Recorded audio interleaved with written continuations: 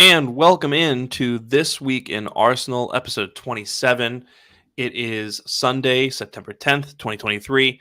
I'm Sham. You can follow me on Twitter at Shamsdale. I'm here with Sash. You can follow it at LT Arsenal. You can check out the pod at This Week Arsenal on Twitter. Follow us on YouTube, subscribe to us on YouTube. Like the video, share with your friends. You can also check us out on Spotify and Apple Podcasts. And we're back. We're about halfway through another I don't want to say pointless, but it feels that way, international break. And we're going to talk about the United match. We're going to talk about a couple departures that we've had from the club recently, as well as a few other things. And we're looking forward to it. But Sash, how are you feeling, my friend? How's Arsenal been treating you lately? Still yet to recover from last week, from the 88th minute when United scored the winner through Garnacho, which then was ruled out, to the winner that Declan Rice scored, and then, of course, Gabriel Jesus with that amazing fake and then finish. Still yet to recover from that, to be honest. I think every day my daily ritual has been to go and see the highlights of the game, to go and see the bench cam videos, which really show how involved every single uh, player stroke staff member is in this project. Like even guys like Smith Rowe and Trossard who are not playing, you can see how happy they are for their teammates. And yeah, I mean, I've just been seeing that on repeat and also winding up United fans on Twitter because my word, are they angry or what? Which is quite ironic because that is a club, that is an institution that's built on getting decisions from referees, from their friends Howard Webb and Mark Clattenburg. And for once, when some decision didn't go their way, which I don't even think was a wrong decision, by the way, they have this meltdown. It was hilarious to watch.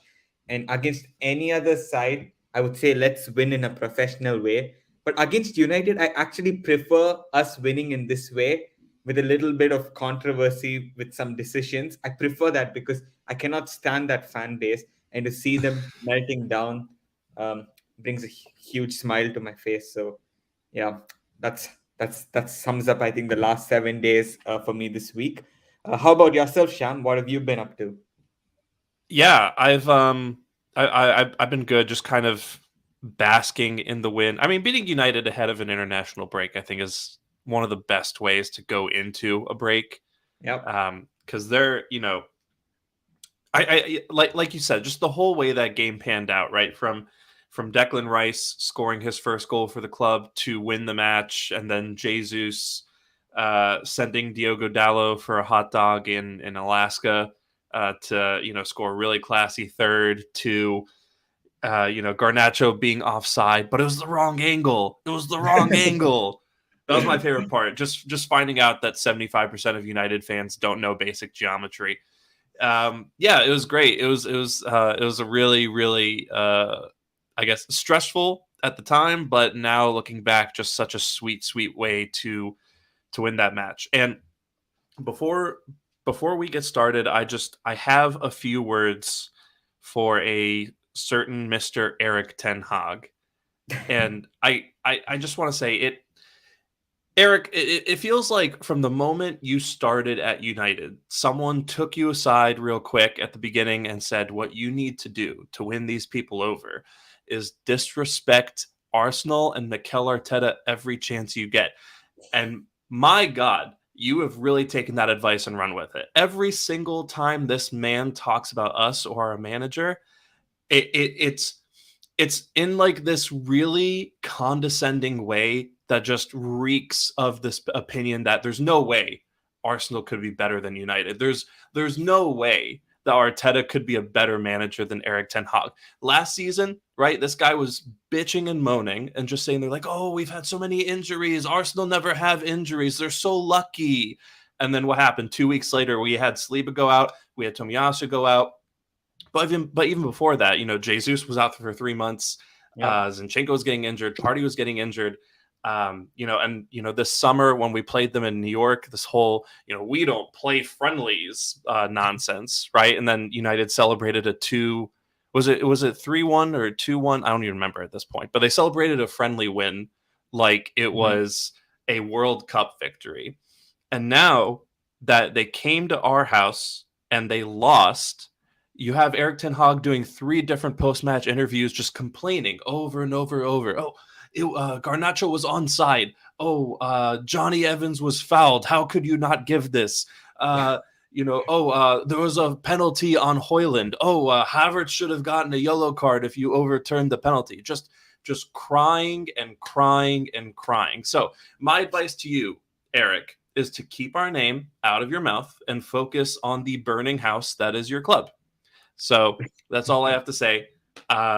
Yeah, just a really really pathetic display from him, especially after that game. Everyone else. I understand the fans getting upset, but as a manager, to do three different post match interviews and dedicate almost all of that to complaining about refereeing decisions and like writing a thesis on what exactly they did wrong, um, that's horrendous leadership in my opinion. So Yeah, I'm yeah. glad he lost, and I hope he continues losing. And even during the Gabriel Jesus goal, by the way, Eric Ten Hag was appealing for offside, even though the run was made from our own half. This guy never wants to admit that his team might lose. And as you mentioned, even earlier on this year, last season, when we won that match, it was like, oh, Arsenal, none of their goals were great. They didn't make any clear cut chances. But that game, I think we hit Man United's penalty box. We set some record in terms of the number of times the ball was inside United's penalty box for the first time since like 2006 or something like this, some crazy start like that. But this guy, he's living in his own world. He's Yeah, not beat one team in the top nine in the last two seasons, basically since he's taken over, which is crazy to think about. Like this is worse than Wenger's final season where we had three away wins. Like this is crazy against top nine teams to get 1 point. And if he keeps deflecting and he doesn't publicly acknowledge the problem, I don't think they're ever going to solve it. And there's no yeah, harm admitting that you have lost the game. I think in the past, Arteta, there have been games we played quite well. Like I remember this game in 2020 against Spurs, we lose 2-0. Um, Son and Kane scored in the first half, and Arsenal played quite well that game. We created a few chances, we didn't score. Arteta is quick to say we played well, but credit to Spurs for the win because they were good in the boxes. And yeah, at least he acknowledges when the opponent does better. But Ten Hag, oh my God, he just lives in his own world where his team is the best. And even after 7-0 against Liverpool, like, there's no acknowledgement that, oh, the opposition is so good, they were superior. There's never that acknowledgement. And I think with an attitude like that, you won't go very far because you have problems to deal with in your own team, and unless you recognize those problems, you're never going to solve it. So it's not yeah, surprising for me to see him be as salty as he is after what we've seen recently from him. And also, I think from his point of view, he's trying to deflect. Obviously, United, they have a lot of issues. I thought it was quite hilarious the way Sancho made that post right after the game, just to add yeah, salt to the wounds. And Ten Hag calling him out in the press conference, saying he's not training well, which I think is a horrible idea to do, especially after a defeat. And no, fab play to Sancho, to be honest, for putting out that statement and creating the chaos. Um, yeah, Absolutely love that, and I think Ten Hag he got what he deserved at the end. yeah. And just to offer a serious a footballing critique. Hmm. Ten Hag at the beginning of the season said we're going to be the best counter-attacking team in the world, and you know as if you want to win games on a consistent basis, you have to do things that lead to winning games more often than not, right? That means controlling possession, that means controlling the pitch, in terms of Yeah. the different areas, and controlling where the opponent is going to put the ball. That means having more of the field tilt, that means having more shots, right? Mhm. If you're just going to pack your box and try to hit people on the counter the way, Burnley would do a few years ago, or the way, Everton are going to do to us this season, you, you're rolling the dice every single game. So to come out and say we deserve to win the game, no, you didn't. You did not. You had 45% possession. You had 25% at the final third entries. You had fewer shots than we did. We ran that game. We controlled it. So you Also, know, just looking at the chances that they made, they had one chance, like which was apart from the goal that they scored with Rashford, which was a great finish. They had that one chance where I think Martial hits it against Ramsdale, and then the ricochet is then blocked by Saliba. And yeah, I wouldn't even say that's a big chance. I would say that's like, yeah, it's like a 50-50 sort of a chance. But that's all they created. They didn't have one chance where like, oh shit, this guy's 1v1 with our keeper, he's gonna score. Garnacho's goal, yeah, I get it, 80th minute, but he was offside. But what did they really create throughout the game? They did nothing. It was just Onana passing it to the two centre backs, and apparently they dominated the game. And apparently Onana is this amazing keeper on the ball for playing 3-yard passes that even De Gea would have made. So absolutely delusional, and like this is crazy because United in the past, like if they played like this under Sir Alex in 2008, fans would be fuming. I just know it, like the fans would be fuming. Sir Alex would also not be happy, but it seems crazy to think that this is counted as a good performance and they deserve to win the game. Like, oh my god, I don't know where that's even coming from, based on what. Like, it makes no sense. I can even understand if they said we were a bit unlucky with the Garnacho goal. It was so close. Yeah, it was offside, but it was really close. But on another day that could have gone in and maybe we nick a point. If they said that, I would be like, yeah, you have a point there. Like maybe on another day he scores and maybe you even win the match. I would accept that. But to say you deserve to win the game based on how you played without creating any chances, and Arsenal had so many chances, Sham, throughout the game. yeah, We had not so many, but we had a few big chances. Like we had Saka uh, after the 70th minute mark where he, or the 80th minute mark where he had that big chance which was saved. We also saw in the first half Kai Havertz big chance, missed it. We saw Martinelli as well curving one in that was really close on another day that could have also gone in. So we had a few chances despite Arsenal being quite poor this match, not getting out of second gear. I think we had a few chances, and as Arteta said in his post-match press conference, on another day we win this match much earlier, and there's not much of a fuss. Like even the Havertz penalty, you saw Rashford last week against Forest, that was given as a penalty. So why can't this be given a pen? There's like absolutely no consistency with the officiating at all. um yeah. so Arsenal could have won this match much earlier, and for United fans to say they deserve to win it, it's hilarious. The tears on the timeline, oh my god, absolutely hilarious, Shaman.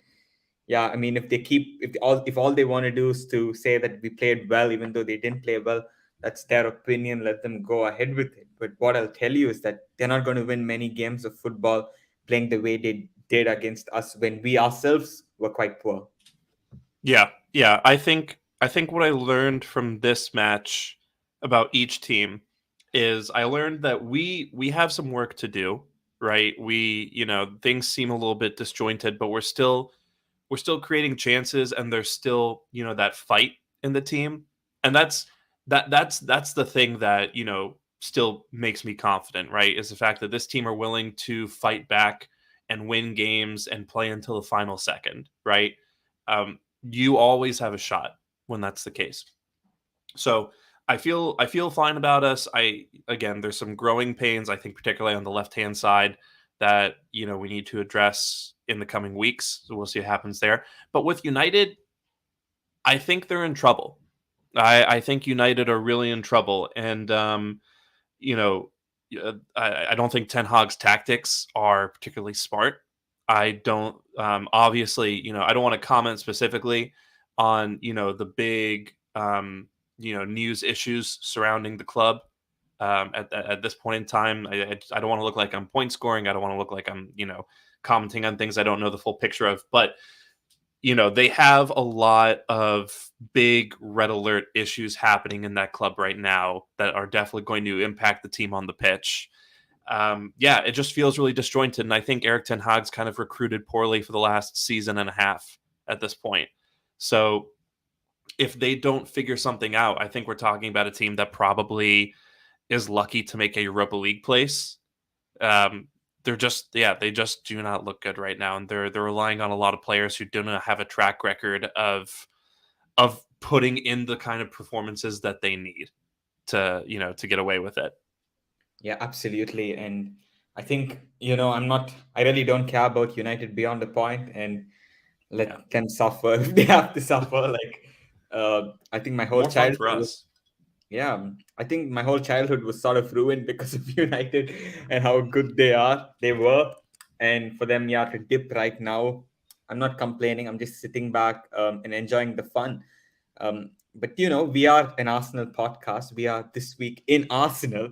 So I think now we can move on to Arsenal and actually discuss like how we've fared so far this season, also touching a bit on the United game. So Sham, I firstly wanted to get your thoughts on like the question that's on everyone's mind, and that is Kai Mhm. Havertz. Oh no. Um, Everyone's asking us about Kai Havertz. Oh, what is he doing? What is this? What is that? Against United, he didn't have a great game, but on another day, he has a goal scored, which oh my God, that he should, like, that was such a bad miss, but he Yeah. should have scored that one. And he should have also won a penalty.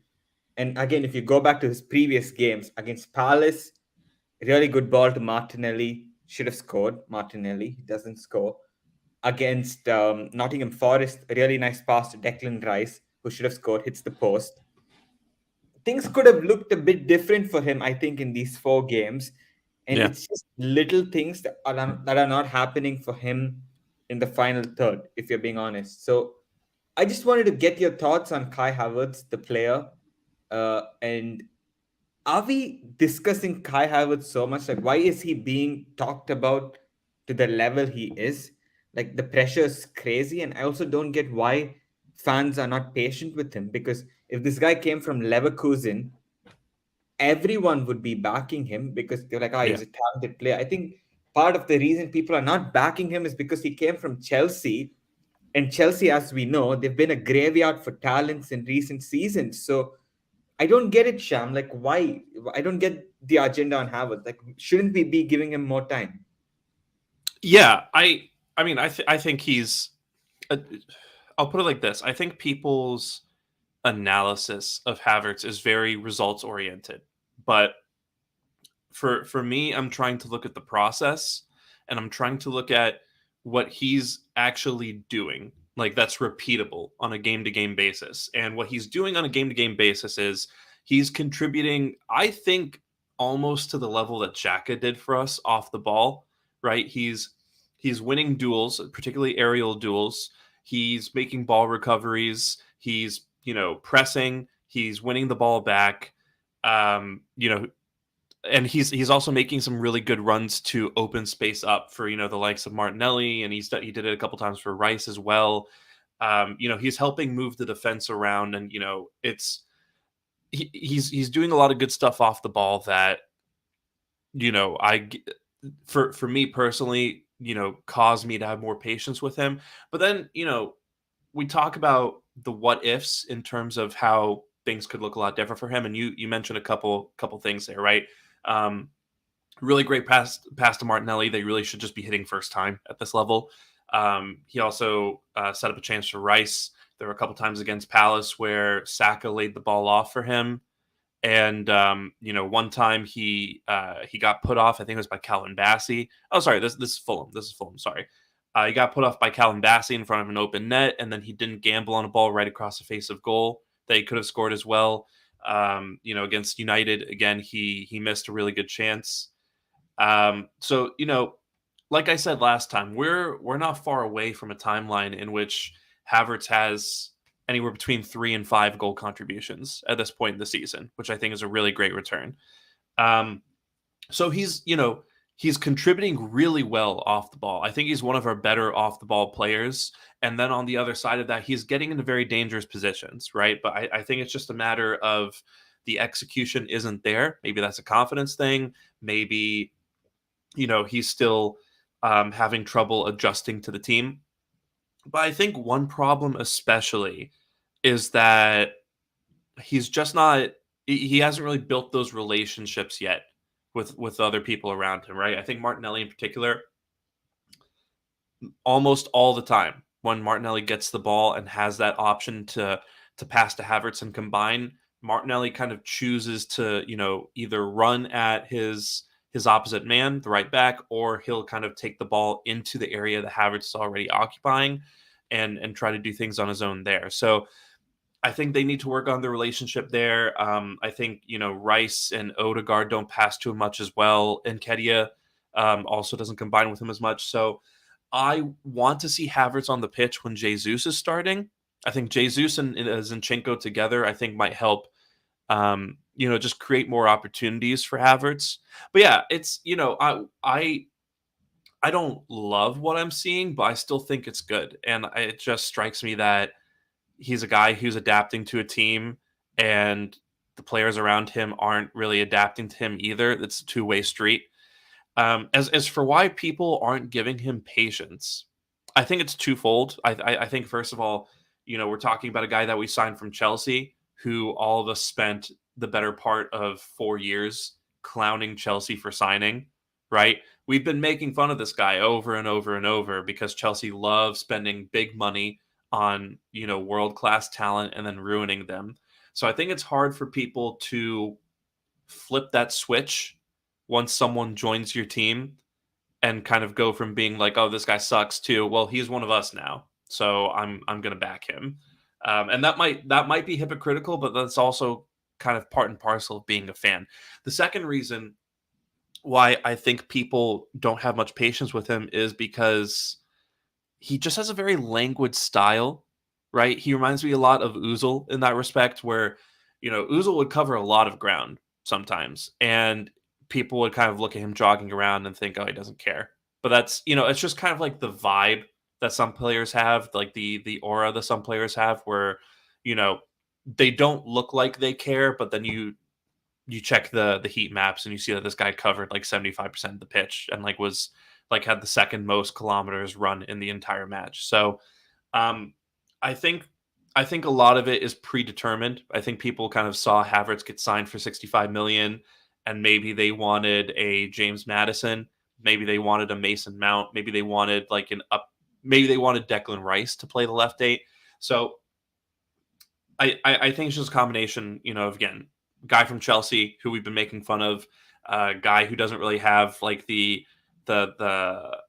dedicated working hard all the time vibes that people like to see, and then the third is that he's not what people envisioned in that role, and I think people have this problem where if something is not what they personally would have done, it's wrong automatically.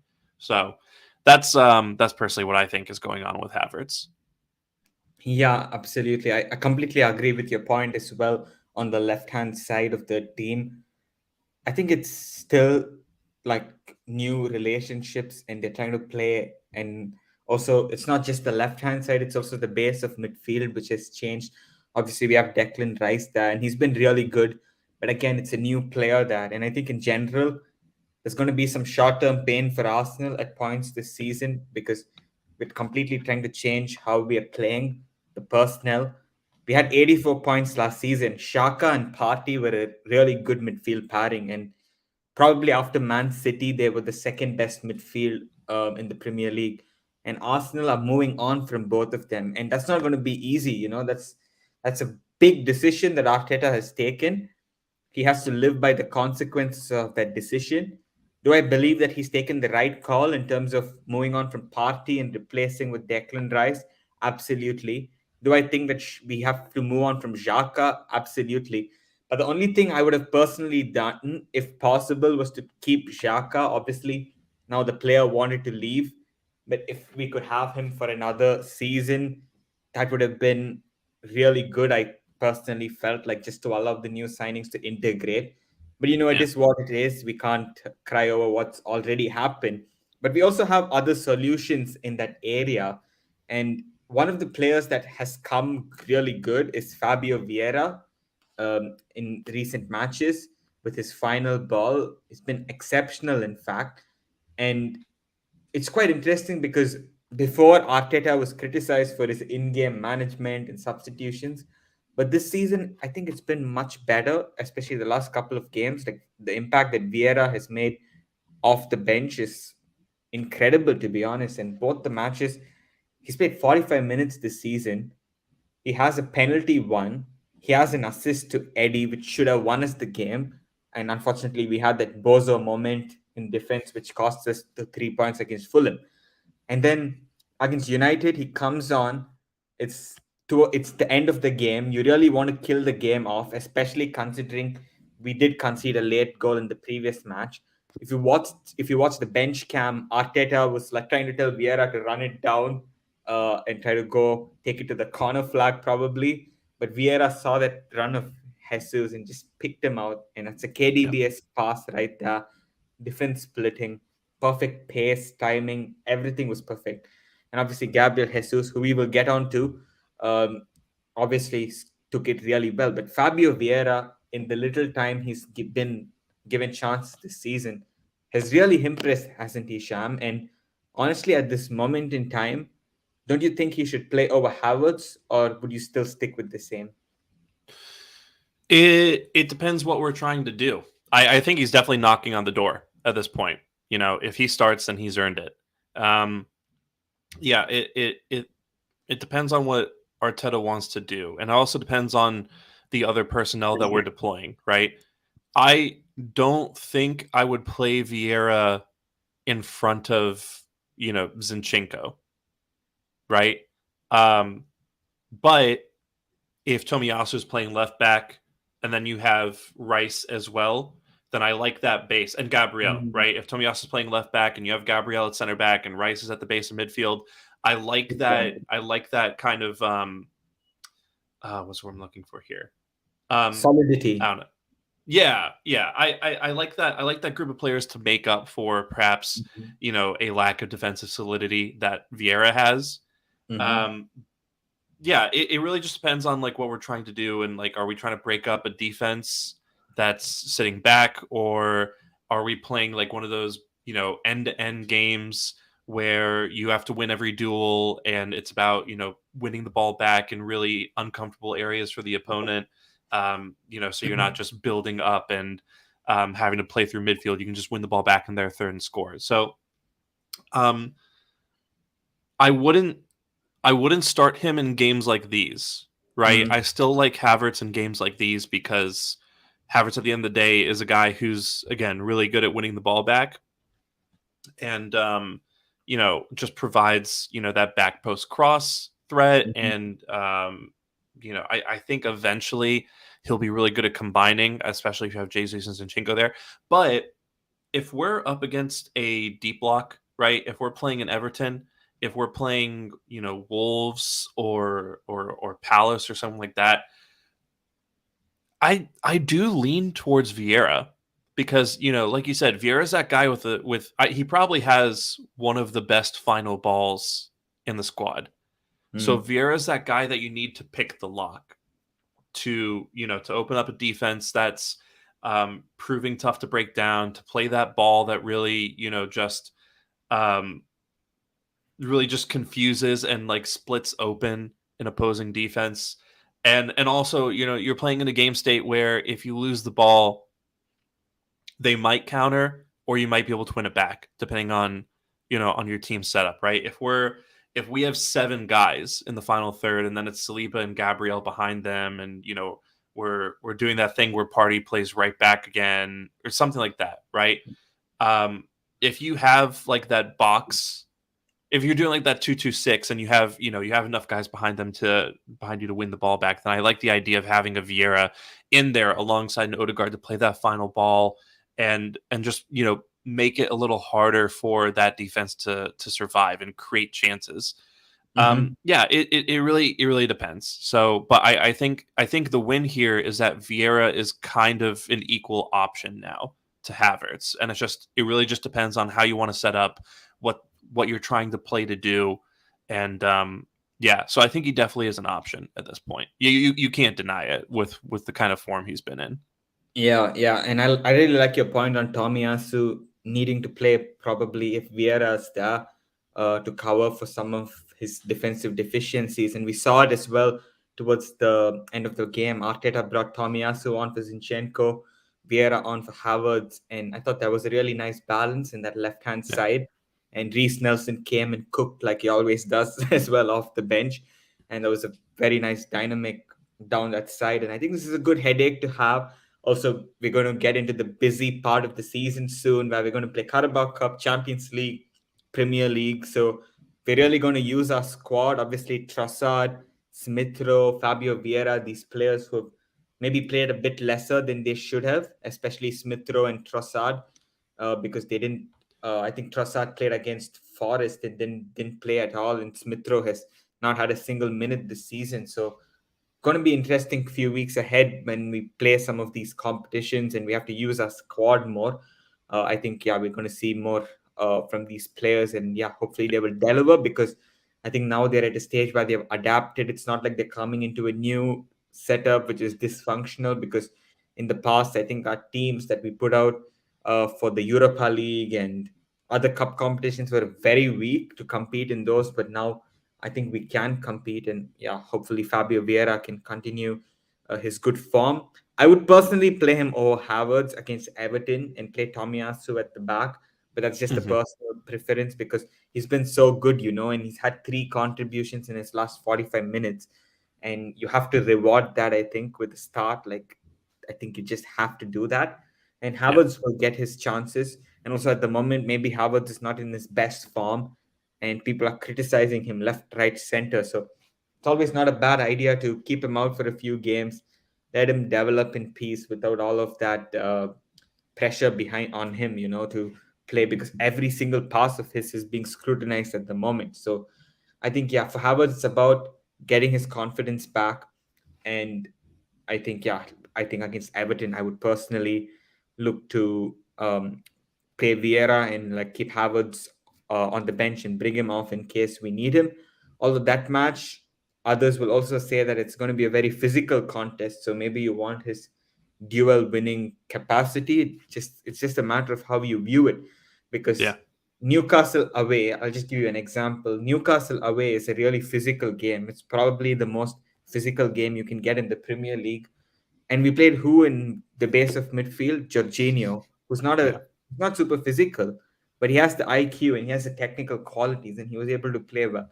So I think players like Vieira, who are really good technically, they can be the answer in games like this where it's going to be super physical. So very interested to see how he does.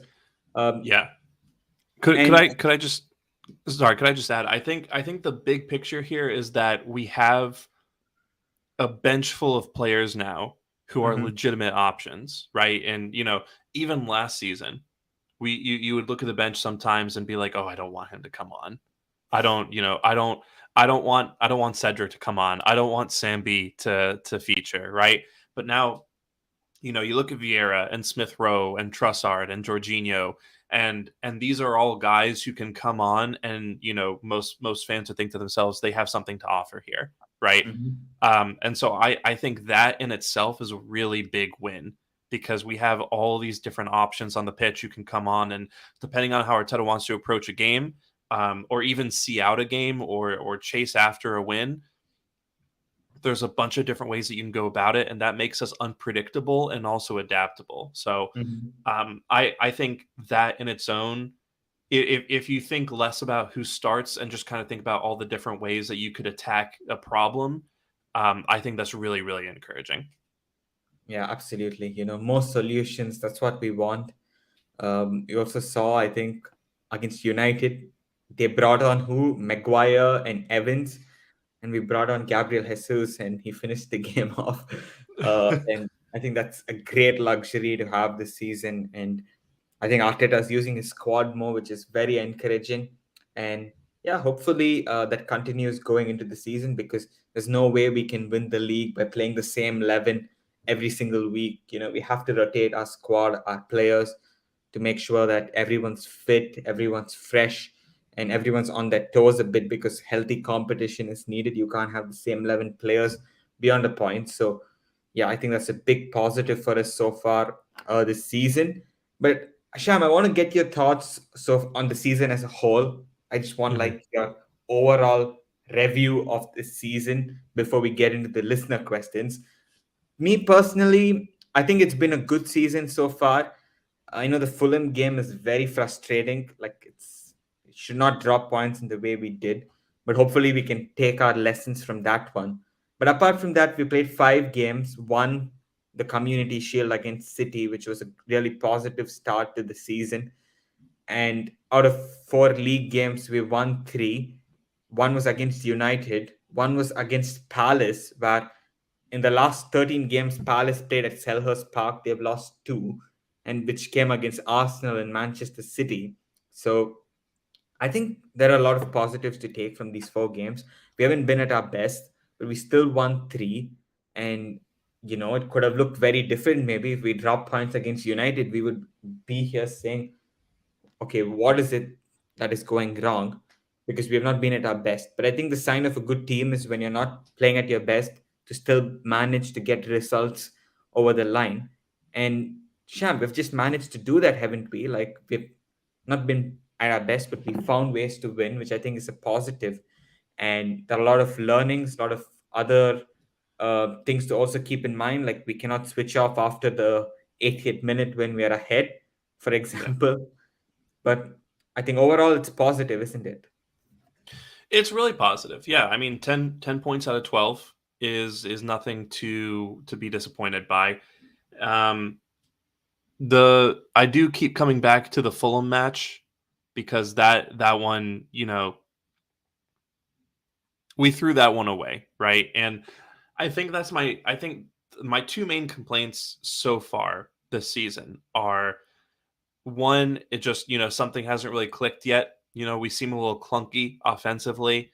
Again, that left hand side, I don't think the relationships have really developed to the point where you have that understanding that, allows the play to be a lot smoother and, a lot more polished like it needs to be.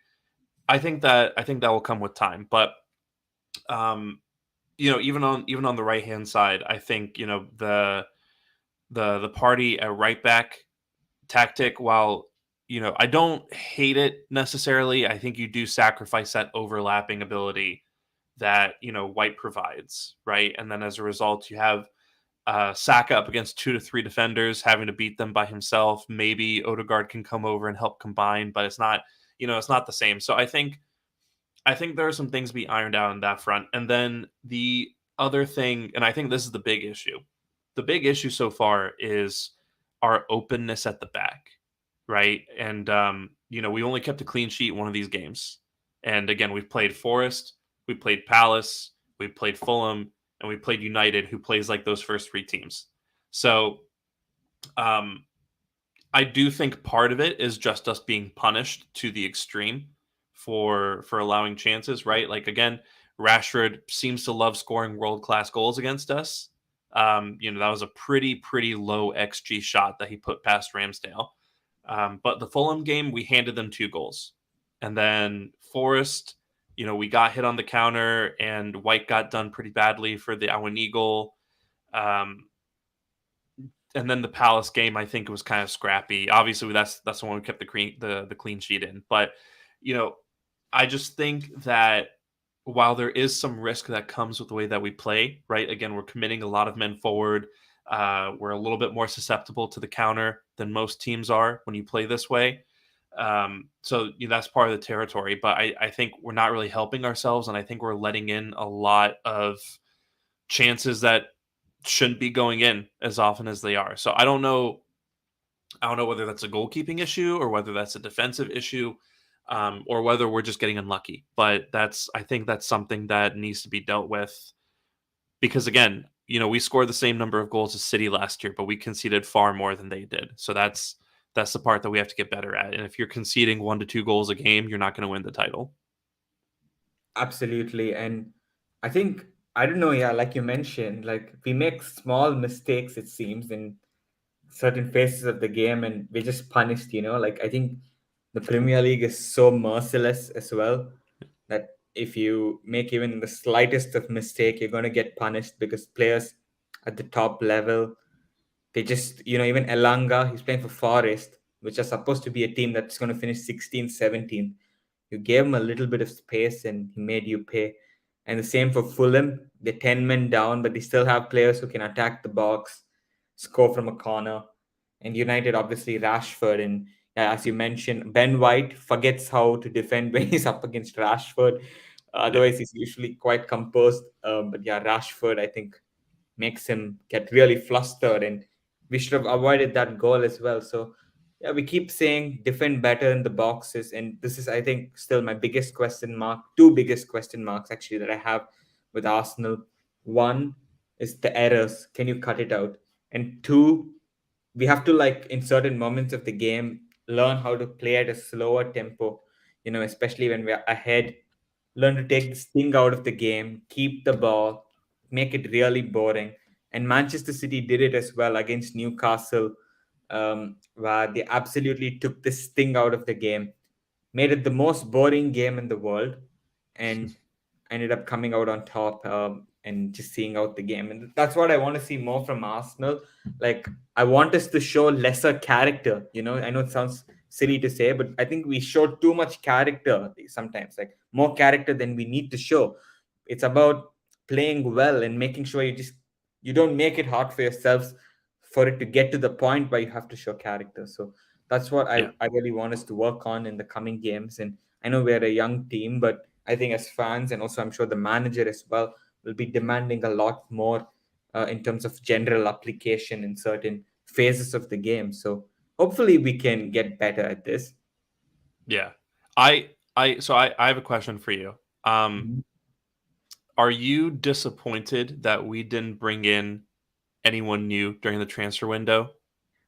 Absolutely. Like, I think we should have signed another player, or two players. I think even with the signing of Timber, I would have liked a right back, center back hybrid, another one, because I think we're quite short in the defensive department. I know Tomiyasu played well against Germany yesterday, and on his day, he can be really good. But I still think that we need another body, and unfortunately we didn't manage to get it. So that was quite disappointing for me. I always think Arsenal end the windows a little bit, like leaving us a bit wanting in terms of.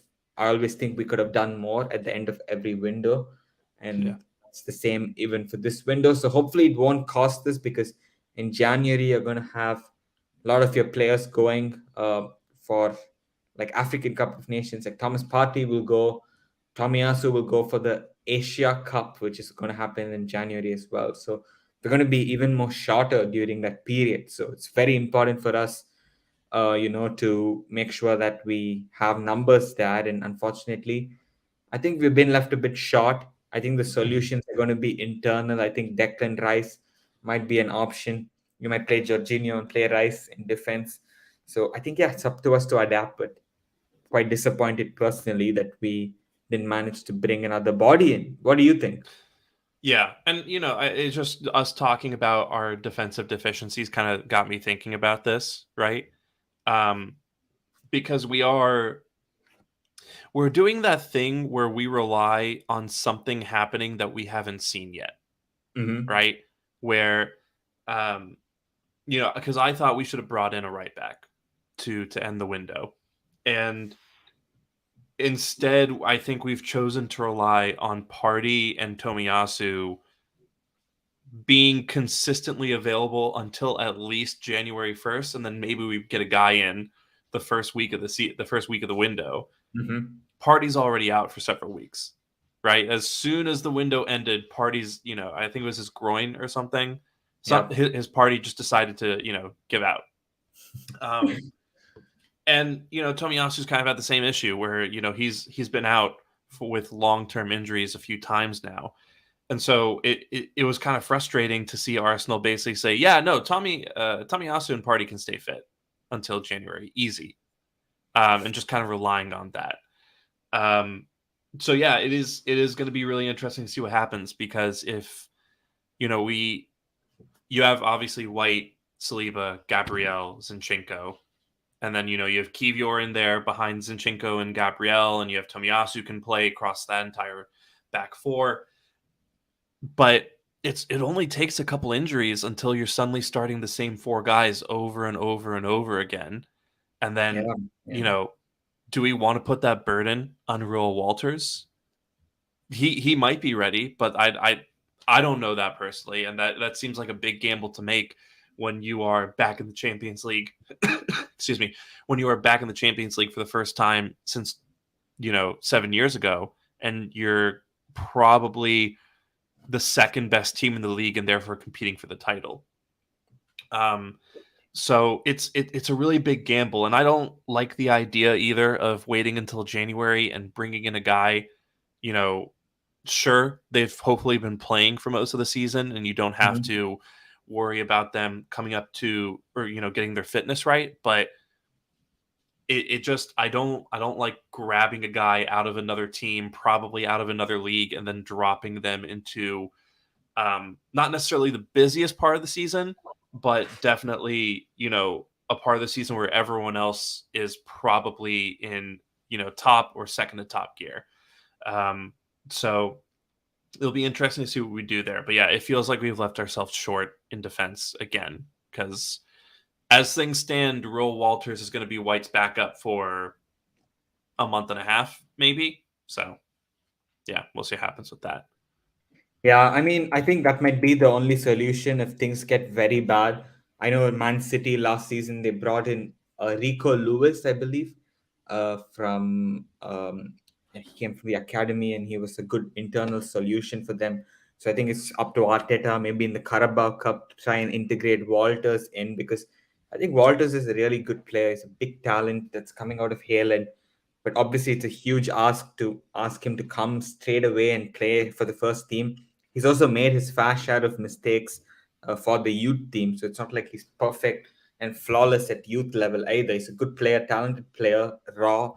And my worry is if he comes in and makes a mistake, knowing our fan base, people are going to start shouting and turn on him. And like, I don't want that to happen to a young player who's just coming in to the first team. So I think we have to protect him, and hopefully it doesn't get so bad to the point where we have to actually rely on a player from the academy to come and save the day. So yeah, I Yeah. totally agree with you on your assessment as well of the defense.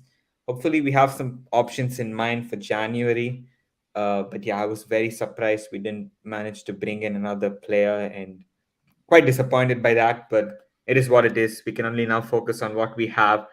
And yeah, I guess again, please no injuries. Like we cannot afford to have more injuries in our team, and hopefully we won't this time. Fingers crossed, we won't have injuries and we can keep the group fit. And if we Yeah. manage to do that, I think it should not be a problem. But worst case scenario, Declan Rice in defense, Jorginho number 6. It's not ideal, but it's not the end of the world either. Good teams manage with injuries. Manchester City got 100 points when De Bruyne missed the whole season back in 2017-18. So we cannot have excuses. We have to show that to be champions, we have to do it regardless of who's available. So yeah, I prefer to view it from that angle. Yeah. And yeah, I think personally we have the squad to compete for the league. We've started well. Let's keep the group fit and see where that takes us. But on that note, I think it's a good time to get into the listener questions as we are approaching the 50-minute mark. Sure. Um, Yeah. and if I think we could read out maybe 4 questions, and I can start with a question from Henry, not Thierry Henry, but someone called at All Right Henry on Twitter. He says, "What do you think about Havertz so far?" I think we already sort of went over that, but he also asks, "Do you think Emil Smith Rowe should be starting over him?" I think personally, if anyone is to start over Havertz at this point, it's Fabio Vieira.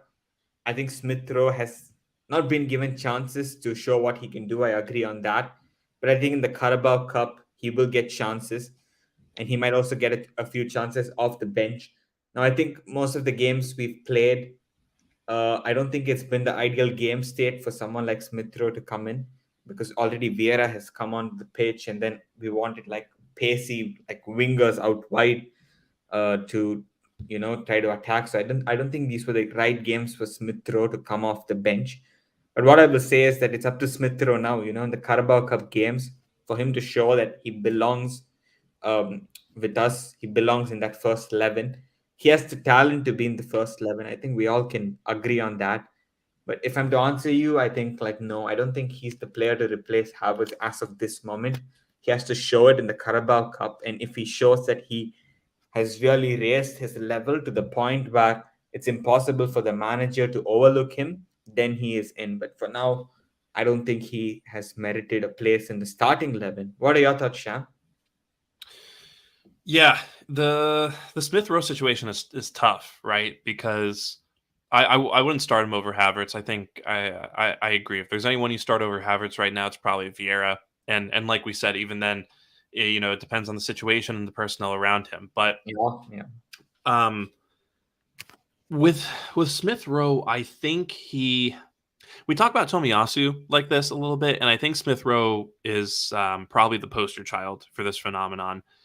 I think Smith Rowe is a victim of being too versatile, right? Mm, So, because if you think about it, he can play left eight, right eight, he can play left wing.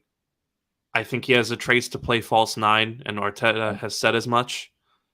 So, those, and I think if you absolutely needed him to, he could probably play on the right flank as well, right? Obviously, I think we have a lot of options there, so we're not going to see yeah. it. But um, he's an extremely versatile player, and he's very much a jack of all trades, master of none. Mm-hmm.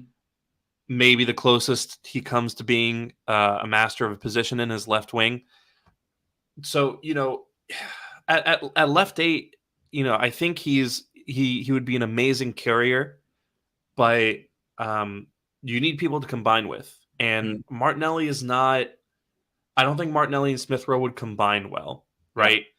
Um, I think he combined really well with Jesus, but again, I just don't see him fitting into that left eight role based on his traits. And I've heard people talk about maybe switching Odegaard and Smith Rowe and having Odegaard play the left eight and then Smith Rowe playing right eight. I think that is a pretty viable idea, but we're not going to see it. Mm-hmm. Um, yeah, and then on the other side of that, Smith Rowe, I think in the left eight position, right? If you are to do a 1-for-1 swap with Havertz, you need a guy to come in there who can contribute off the ball and especially defensively, right? Yeah, And absolutely. I've indicated I don't think Vieira is that guy, and therefore you need to change the system around him a little bit. I think the same goes for Smith Rowe, where he's not that guy that you can rely on to make the recoveries and win the aerial duels and make the tackles, right? Mm-hmm.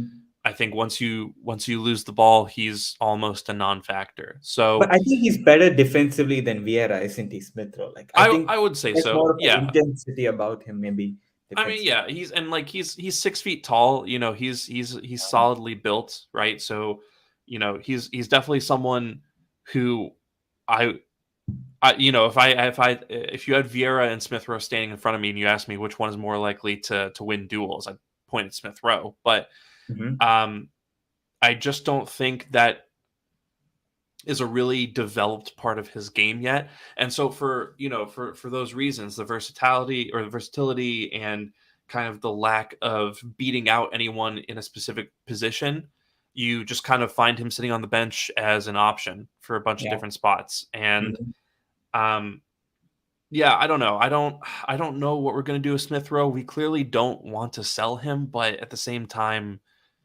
he has to play, and he hasn't touched the pitch yet. Um, so it is a question worth asking. Um, but yeah, so we'll see what happens with him. But to answer the base question, no, I think I would Mm-hmm. go with Havertz over Smith Rowe at this point in time. Yep. Yeah. Cannot agree more. Do you want to read the next All right, one? sure.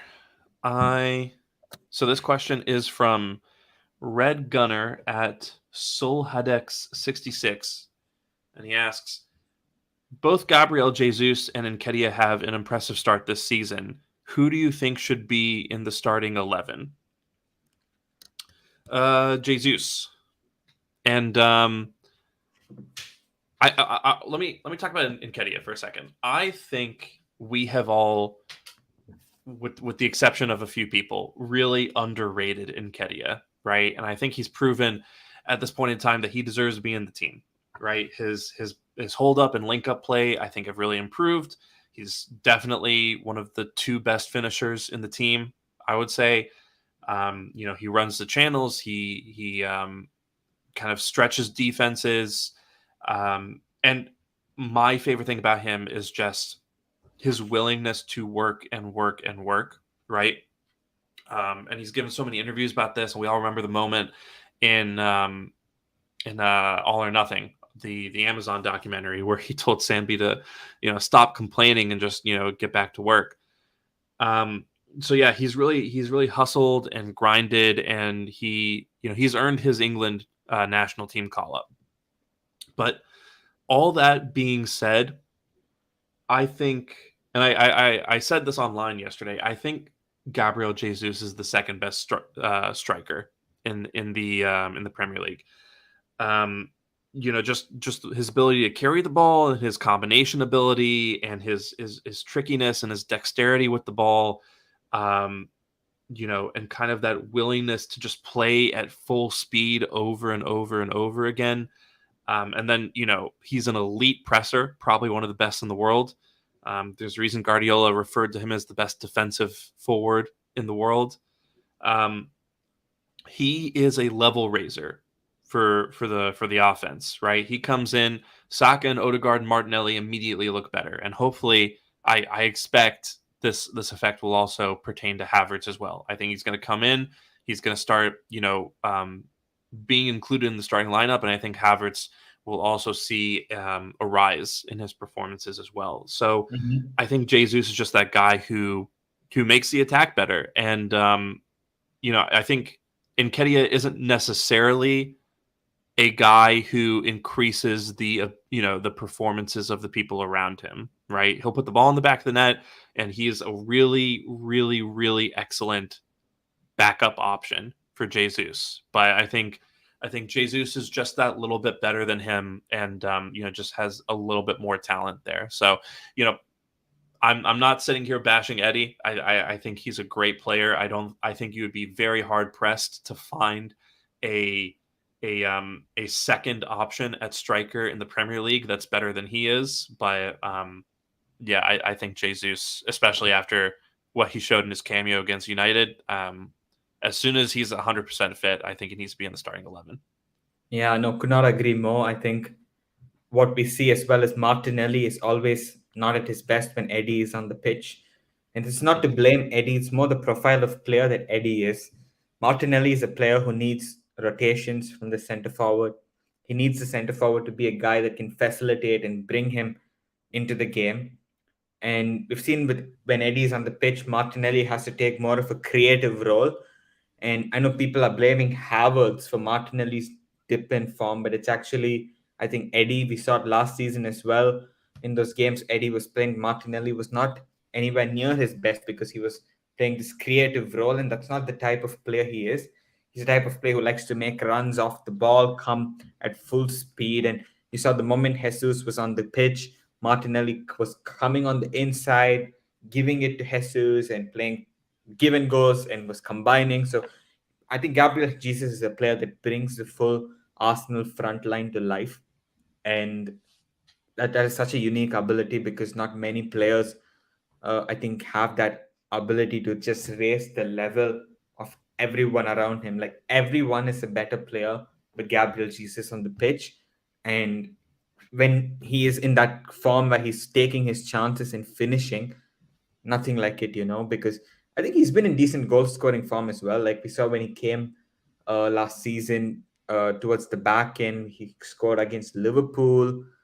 He scored against Leeds, I believe it was, against Wolves on the last game. He's had good goal scoring form in preseason, and he scored against United. Very well taken goal too.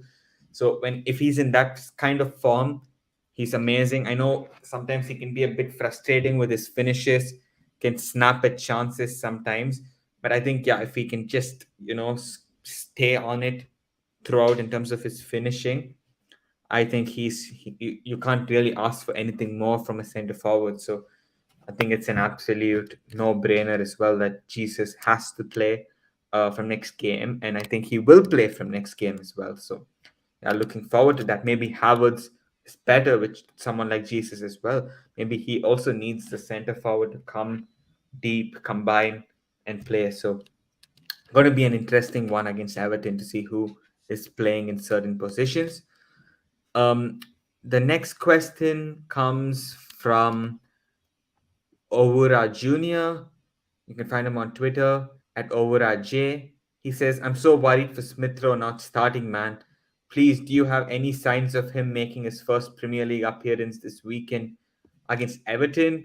Yeah, I think we sort of touched upon it. So I mean, I don't think he plays against Everton personally. I don't think he comes off the bench unless we are like really ahead in the game, like 3-0 or 4-0. I don't see Arteta giving him the chance just yet. I still think, as Sham and I mentioned before, that Fabio Vieira is ahead of him, and Fabio Vieira has to play if Havertz is not playing. But I do think after the Everton game, I think we have like the Carabao Cup, the Champions League. And I think in those games, Smith Rowe definitely can play and can get some chances in those games. So I think for him, his first chances in the league could still be delayed by a few more games. It might come around October probably. And I think he has to wait. He has to be patient for his chance, train hard, play well when he gets the opportunity. And as we've seen, players that train well, train hard, stick through the hard times like Eddie, they will end up getting chances. And that's what Smith Rowe has to do as well. I know there was a lot of interest in Smith Rowe at the end of the season, at the end of the transfer window. Obviously, Chelsea came knocking, and that tells you also about the caliber of player he is. That a lot of pretty big sides are in for him. Obviously, he's a very talented player, but for him now, it's about do what you can, the chances you have, train very hard, and play so well that people are saying, "Oh, should we bench Odegaard or Havertz for you?" And I think that's the standards that Smithrow has to hit. He has the talent to do it, but whether he will actually end up fulfilling that or not, time will tell, Sham. Yep. Yep. I don't really have much to add there. I don't know how much Smith Rowe is going to play this season, and I think he'll get cup games. I think he might be an option in the Champions League, where things are a little bit more open, and that carrying ability that he has is even more useful. But in the Premier League, I think he needs a couple people in front of him to get injured before he starts seeing the pitch, right? And it's tough because there, as much as there are several different options in this squad, Smith Rowe is in a bit of a bind because there are players in this team who have very similar traits to him, but perhaps are a little bit more reliable, right? I think Trossard, when we signed Trossard, it did make me kind of wonder what the plan was with Smith Rowe. And then Havertz, I think, also has some similar traits to him as well. When we kept on Nelson to essentially be Martinelli's, understudy, that's another thing. So, we've done a bunch of things that indicate that we rate other players above Smith Rowe, and then we've still held on to him. I don't know what we're gonna do, and it'll be fascinating to see what we decide. I will say, I think if Smith Rowe doesn't get that much playing time this season, then we're selling him in the summer. Um, I think Smith Rowe himself will be very much pushing to leave if that's the case. So time will tell. But I'm at this point in time, I don't know when we're going to see him. Yep. We'll take one more question, and this one is also from Red Gunner. I just think it's a really interesting question, and one that might be relevant in the coming weeks. He says, I think having two world-class goalkeepers isn't really a nice idea because one will be benched often. What do you think? I actually don't mind the idea. I think at this stage of the game, at this level, you need all the marginal gains you can get. And as much as I liked Matt Turner, there was always. I'll put it like this: every time Ramsdale pulled up for a second during matches, which happened a few times over the course of the season, or a physio would have to come look at him. I always found myself wondering, how are we going to do for a few games if we don't have Ramsdale there to improve our build up, right? Um, and it was a big worry of mine. I think Ramsdale last season was one of the top three players who, if they went down, we were going to have a hard time replacing. So with Raya in the team, not only is it good competition for Ramsdale, not only is it a safety valve in the event that um, Ramsdale has a dip in form, or we decide we want to go another way, but also now we have someone who can come in and play that level, if not better, if Ramsdale's out. So I think those two are going to make each other better. And I mean, in terms of the benching thing, the way I think about it is this: I think one way or another, Raya was going to sit on a bench this season because Brentford went and signed another keeper who was supposed to start over him. So I know the question that was posed to Raya was, would you rather be on the bench for Brentford or would you rather be on the bench for Arsenal? Most goalkeepers I think would take Arsenal.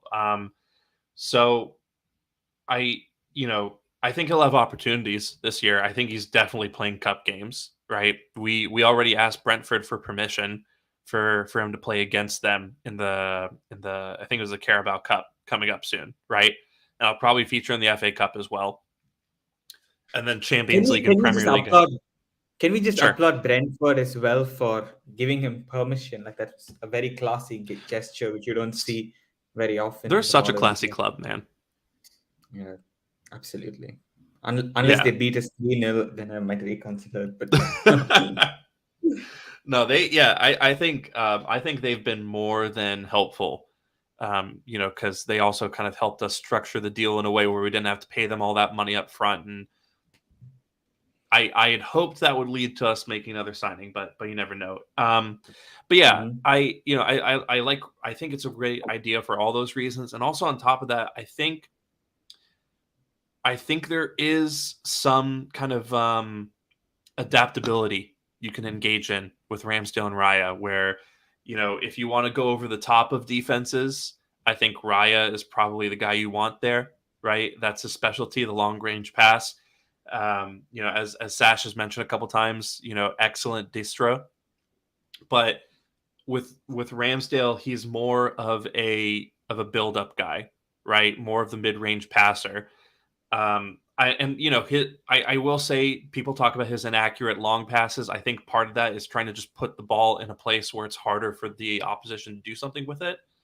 But if you want accurate long range passes, I think Raya is the guy. So I'm not entirely sure this will happen. I did reference this on a video I did a few weeks ago, but I think there is a possibility that we might see different keepers used based on the defense that we're coming up against and how we want to play. So it's just nice to have those two guys with that level, with that talent, with that slight difference in ability, and you know they're there, they're being paid for their time, so I don't really worry much about who's playing and who's not. I think again at this level of the game, you need every advantage you could get, and if that means having two goalkeepers who are excellent at what they do, competing for one position, then that's fine by me. But Sash, what do you think?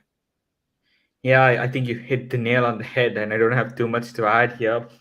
I always have I've said it before as well on our podcast with Alex, that I always wanted competition for Ramsdale. Firstly, there has to be an investigation into why he's so good away from home in hostile grounds. But somehow at home, that same consistency has been missing. And personally, I would consider dropping him after the international break and playing Raya. I know it's a very controversial take, but I think Ramsdale sometimes strikes me as the sort of character that can lose focus, lose concentration. And I think he's a keeper that needs to be on his toes to bring out the best in him. And you saw it even at the start in his Arsenal career when everyone wrote him off how well he played in those 3 months. I think for Ramsdale, you need to he needs to have that pressure that something is on the line. And last season, I don't think your boy Matt Turner gave him that. He was just vibing with the team, Didn't really offer much in build-up. He's a good shot stopper, to be fair to Matt Turner, but didn't really do much apart from that. And there was really no threat to Ramsdale at any point that he might lose his place. So really happy that we signed David Raya, and I would even consider playing Raya against Everton, and maybe just to try to get a reaction from Ramsdale to make him play at a better level than he is right now, because I know he can be a lot better than what he has shown maybe in a few games this season. So I mean, for example, against Fulham, should have done better in the first goal. The positioning was a bit off, and against United, should have probably saved that Rashford effort, if you're being honest, but didn't even saved. Um, and against Forest, yeah, you can't really blame him much. But in general, he's not looked like the same keeper he was before, not showing the same level of authority. Played a few stray passes as well, so he can do better than this. And I think we need to play Raya to actually push Ramsdale to be the best version of himself. So yeah, I would Yeah. make the change too. Yeah. And I have heard this idea of maybe playing Raya at home and Ramsdale away. Maybe there is something to that. Yeah, Yeah, time will tell. But I think it was a good move by the club. absolutely. Um, one more thing before we get out of here, just because I do want to get your opinion on this, Sash. How do you feel about Nicola Pepe's exit from the club? Well, I just want to say one thing, yeah, because all the United fans and rival fans on Twitter, they spend hours trolling Pepe. And it's true, he didn't live up to his 72 million price tag. But you look at some of the others who've been signed for higher prices, talking about Anthony, I'm talking about Jadon Sancho. Like, what have they even done, like, for United so far that uh, they have the right to troll Pepe? Because Pepe won us an FA Cup. Like, he was so good in the semi-final and final. Assist versus City, assist versus Chelsea, the winning FA Cup final goal that Aubameyang scored. And look, Pepe has been a decent player. He's not like obviously fulfilled his price tag, but he did score like 10 or 11 goals in 2021, 2022, which was his first like proper season after he had a preseason. I thought he improved that season under Arteta, had some good moments, got some good goals, some crucial goals, did well in the Europa League group stages as well when he got the chances. Ultimately, he's a player that didn't really fit what the manager wanted, and that's okay because Arteta didn't sign him first and foremost. And I think he's a player that relies on transition. He needs, that space to actually thrive, and he gets that in Liga, and maybe he will get that in Turkey as well. Um, but I think trolling him beyond a point, like what does it achieve? Like he's obviously trying his best as well. Just didn't work out for him in the way that it would at Arsenal. He's also a bit unlucky that we had this wonder kid called Bukayo Saka playing that same position. So it's a bit unfortunate for him. Obviously, the club and Arteta thought that no, Saka is the guy to play that, and you have to play and groom Saka and develop him because his ceiling is out of this world, and that's what the club has done. I think it's the correct decision too. Just a bit disappointed again that the club does not get transfer fee for him, have to terminate his contract. But we've done that a few times too many, in my opinion. But all the best to Pepe. Thank you for the FA Cup. And yeah, once a gunner, always a gunner. There's no need to troll anyone, abuse anyone. He tried his best. He won a trophy. He scored some nice goals. Sometimes transfers don't work out. And I think Arsenal have learned from that mistake. And I think it's a good move for both Arsenal and for Pepe to part ways right now. And hope things go well for him in Besiktas. Yeah. I I've graduated to just kind of feeling bad for Pepe. I think I think if he was a 40 million pound signing, then it would have been fine, right? Um, nothing crazy, but he had his contributions. But yeah, I feel sorry for him because we had a director, or we had a technical director who, I don't want to throw accusations around, but he wasn't good at his job, and he Respect did Don Raul, my friend. He brought Saliba uh, and Gabriel Martinelli to the club for a sure, combined yeah. fee I mean of those 30 million. he yeah So yeah. he did those parts very well. But And he I guess also from sold Pepe's, Iwobi for 40 million. So this is true. respect Don This is true. Yeah. Raul. Well, I guess from Pepe's perspective, I just feel bad because this guy was balling out in France, and then we went and signed him for way too much money. And it was a deal shady enough that Tim Lewis looked at it and immediately sacked Raul Sanyehi, which I think we'll probably never know the true details of what happened there, but I think that tells you something. If if the trusted lawyer for the owners looked at a deal and then within days kind of walked out the technical director, I think that's a good indication. But we signed Pepe. We put this massive price tag on him, made him our record signing. Placed all this expectation on him, and had people ready to troll him as soon as he stopped performing. And yeah, and we threw him into a system that he was never really designed to play in, right? And it also makes me feel bad for Emery because Emery wanted Wilfred Zaha, and then for £8 million less, we went and got a guy who was just not. You're on mute. Sorry, if I might just cut Sure. you off there for a second. I think the reason Arsenal went for Pepe and not Zaha was because Palace wanted Zaha's 90 million to be paid in a lump sum, whereas Lille were okay with us paying it over like 5 years or something like this. So because we Okay. were able to pay that in installments, I think that's why the club opted for Pepe, and also he was younger than Zaha at the time. So I mean, I don't think Zaha was also the perfect player for us to sign.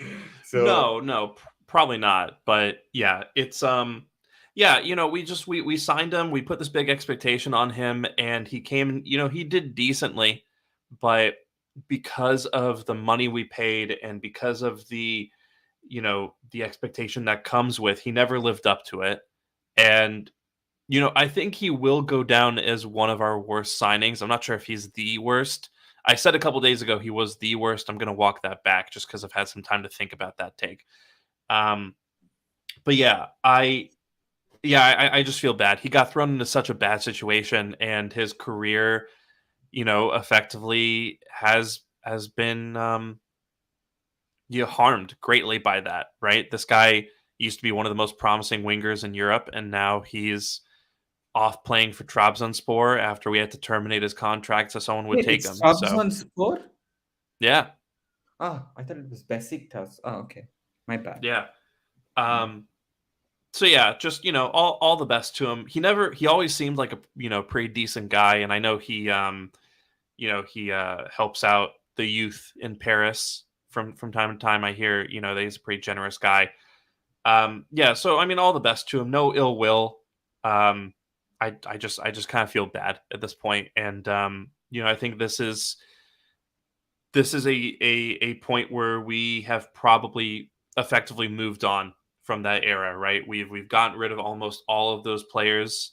Um, the only guy left to get rid of is Cedric, but that's an Arteta signing anyway. So, Yeah. and we have a new record signing who I think much more fits the values and style of play and kind of the direction that we want to go in. So yeah, just happy that it ended as amicably as it could have, and yeah, all the best to Pepe. Yep, absolutely. All right, so I think that is a good place to put a bow on it for this week, and Sash and I will be back hopefully next weekend, and we'll be just discussing some more stuff, and kind of talking about the season ahead. We might have a guest for you as well in the next episode, so we'll see if we can put that together. In the meantime, we're really going to try to get some videos up on YouTube this week, next week, moving forward. Both of us have been sick recently, so we weren't in video making condition. But thank you for listening. And again, you can follow me on Twitter at Shamsdale. You can follow Sash at LT Arsenal. You can follow the pod at This Week Arsenal.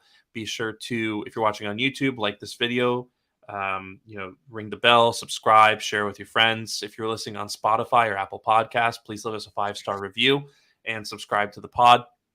And again, look out for those videos. And again, thank you so much for just being here and listening to us chat about the Arsenal. Hopefully, this supremely boring international break will be at an end soon. But until then, stay safe, and we will talk to you soon. Bye bye.